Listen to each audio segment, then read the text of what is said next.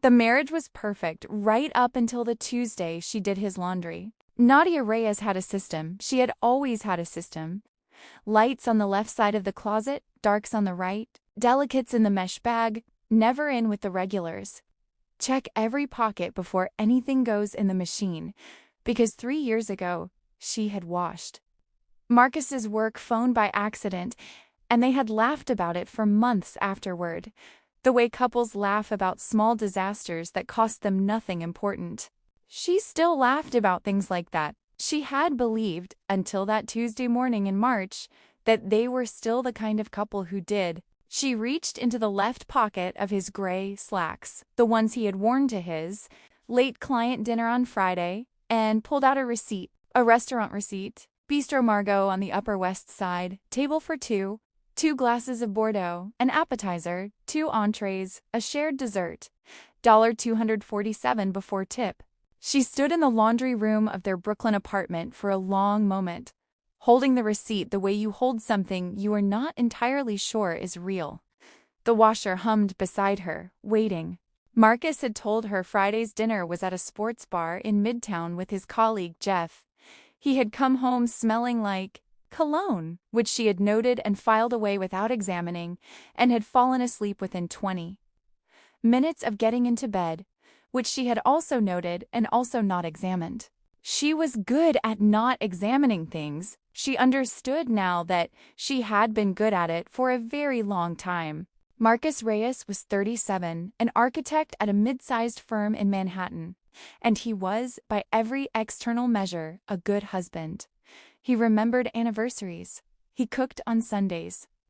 He had held Nadia's hand through the 2 miscarriages, had cried at the second one in a way that had made her love him more fiercely than she thought possible. He was attentive and funny and physically affectionate, and said the right things at the right times with what had always appeared to be genuine feeling. Nadia was 35. She ran the communications department for a nonprofit in Lower Manhattan and was, by the assessment of everyone who knew her, one of those people who holds everything together, competent, warm, steady. The person in any room who notices what needs doing and quietly does it. She and Marcus had been together for 6 years, married for 3. They lived in a 2-bedroom apartment in Park Slope that they had renovated together, choosing every tile and fixture in long weekend discussions that had felt, at the time, like the most romantic thing in the world. They had talked about trying again for a baby. Just last month, over dinner at their kitchen table, Marcus had reached across and taken her hand and said he was ready when she was. She had felt something open in her chest like a window. She stood in the laundry room holding a receipt from a restaurant where someone had shared dessert with her husband, and she thought about that open window and felt it close. She did not confront him immediately. This surprised her. She had always imagined herself as the kind of woman who would, but instead, she folded the receipt carefully and put it in the back of her own sock drawer, and she washed the laundry, and she made coffee. And when Marcus came downstairs in his running clothes and kissed her on the cheek on his way out the door, she said, "Have a good run," in a voice that sounded exactly like her normal voice. She was not sure whether to be impressed or frightened by that. She spent the next 3 days paying attention in a way she had apparently stopped doing without realizing it. She noticed that he checked his phone more than he used to and angled the screen away from her when he typed. She noticed that he had started going to the gym on Wednesday evenings, which was new. He had always gone on Tuesdays and Thursdays.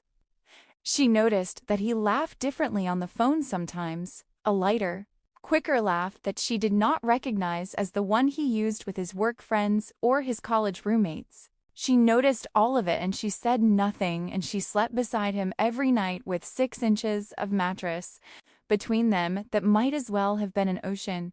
On Thursday, she called her best friend, Dana. "I found a receipt," she said. Dana was quiet for exactly 2 seconds. "What kind of receipt?" "Bistro Margot, table for 2, Friday night." He told me he was at a sports bar with Jeff.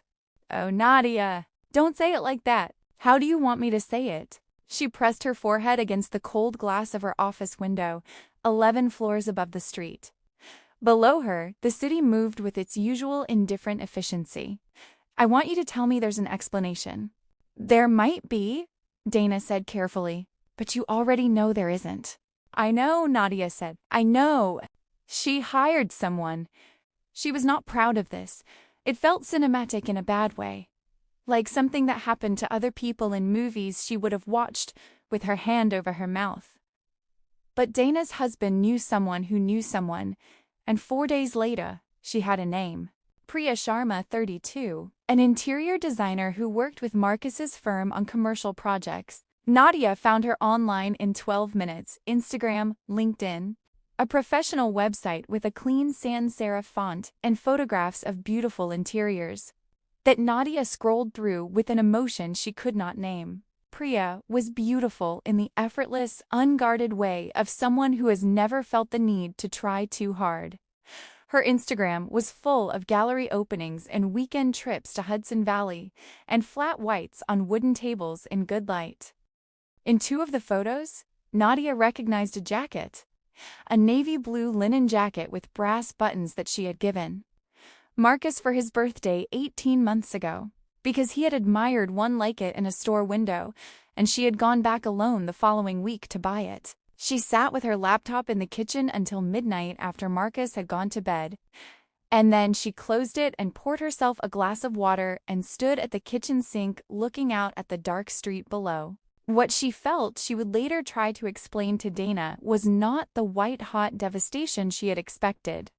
What she felt was something colder and more structural, as if someone had removed a load-bearing wall from a building, and the building had not yet fallen but was now standing on a different and much less reliable geometry. She chose a Saturday. Marcus had made pancakes, which struck her later as either cruelly ironic or simply mundane. And they had eaten together at the kitchen table with the weekend paper and the particular comfortable ease of 2 people who have been doing this for years. She waited until he poured his second cup of coffee. Then she put the receipt on the table between them. He looked at it. She watched his face move through several expressions in rapid and revealing succession. Confusion first, genuine confusion, and then recognition. And then something that collapsed inward like a structure losing pressure. He said nothing. Bistro Margot, she said. You told me you were at a sports bar with Jeff. He picked up the receipt, put it down. Nadia, is it Priya Sharma? The silence that followed lasted 4 seconds and contained in those 4 seconds every answer she needed. How long? She asked. He pressed both hands flat on the table. He looked, she thought, not like a guilty man preparing a defense, but like a man who has been carrying something very heavy for a long time and has just been told he can put it down. She did not know whether this made it better or worse. 7 months, he said. 7 months. She did the arithmetic instantly, involuntarily. 7 months ago, they had been in Cape Cod for a long weekend, renting a small house near the water, drinking wine on the porch at sunset. 7 months ago, he had told her she was the best thing that had ever happened to him. She remembered the exact quality of the light. 7 months, she repeated. I'm sorry. Don't. She said it quietly without heat. Not yet. Tell me first. So he told her. It had started at a project meeting, then drinks after a site visit, then he paused here and she said, keep going, and he did. He said it had not been planned. He said Priya didn't know about Nadia at first, which Nadia did not believe. And then he stopped saying that and said instead that he hadn't meant for it to go as far as it had. He said he loved Nadia. He said he had never stopped loving Nadia. He said these things in the voice of a man who believed them, which was almost the worst part, because it meant none of it had been simple, which meant there was no simple way through it. She listened to all of it, She did not cry, which surprised her again. She had cried at commercials. She had cried at other people's weddings. She had cried in his arms after the second miscarriage until she had no more crying left. But sitting across from him in their kitchen on a Saturday morning with the receipt between them, she was absolutely dry-eyed and absolutely present in a way that felt almost clinical. When he finished, she stood up and rinsed her coffee mug in the sink and said, "I need you to go stay somewhere else tonight." "Nadia, not forever, just tonight. I need to be in this apartment without you in it so I can think." He went. He packed a bag with the quiet efficiency of a man who knows he has forfeited the right to argue. And he kissed her on the forehead at the door. She didn't stop him, didn't lean in either. And that he was gone, and she was alone in the apartment they had tiled together, and she sat in the middle of the living room floor and stayed there for a very long time. Dana came over that evening with Thai food and wine, and the good sense not to say "I told you so," even though she had, in various indirect ways, been telling Nadia so for months. There had been comments, gentle, deniable comments about Marcus being distracted, about the new gym schedule, about a shift in his energy that Dana had observed at dinner 2 months ago and mentioned once and not pushed. Nadia had deflected. She had been very good at deflecting. "What are you going to do?" Dana asked. "I don't know yet. Do you want to save it?" Nadia turned her wine glass slowly on the coffee table. "I don't know that either. I know I want to make a decision from a place of clarity rather than panic. I know I don't want to do anything in the next 2 weeks that I'll spend the next 2 years regretting." She paused. "And I know I'm angrier than I feel right now. The real anger hasn't arrived yet. I can sense it coming, like weather." Dana nodded. She had always appreciated this about Nadia, the way she could step outside a situation and observe it while still being inside it. "And Priya?" Nadia was quiet for a moment. "I'm not angry at her the way I thought I would be. Isn't that strange? She didn't make vows to me." She shook her head. "He did." The real anger arrived on Wednesday, as Nadia had predicted. And it arrived not as an explosion, but as a slow, flooding clarity, the kind that illuminates everything it touches. She went through the last 7 months in her memory and re-examined every moment with this new light. The Sunday he had been distracted and short-tempered, and she had apologized for something she hadn't done because she thought she must have said something wrong. The evening he had been unexpectedly tender, and she had been so glad. Not knowing the tenderness was guilt wearing love's clothing. The conversation about trying again for a baby. She came back to this one again and again, pressing on it the way you press on a bruise to understand its size. He had looked at her across their kitchen table and taken her hand and talked about their future while he was 7. Months into deceiving her about their present. That was the thing she could not get past. Not the betrayal itself, she was beginning to understand, in those long, quiet evenings alone in the apartment, that she could perhaps eventually get past the betrayal itself. What she could not get past was the sustained, deliberate, daily choice of it. Every morning he had woken up beside her and chosen to continue. Every evening he had come home and chosen to lie. The affair was a single decision compounded 300 times over 7 months, and each one of those 300 days he had looked at her and decided she did not deserve the truth. That was not a mistake. That was an architecture. He had built something designed to keep her in the dark, and he had built it carefully, and he had lived in it comfortably while she moved through her life believing she understood the shape of it.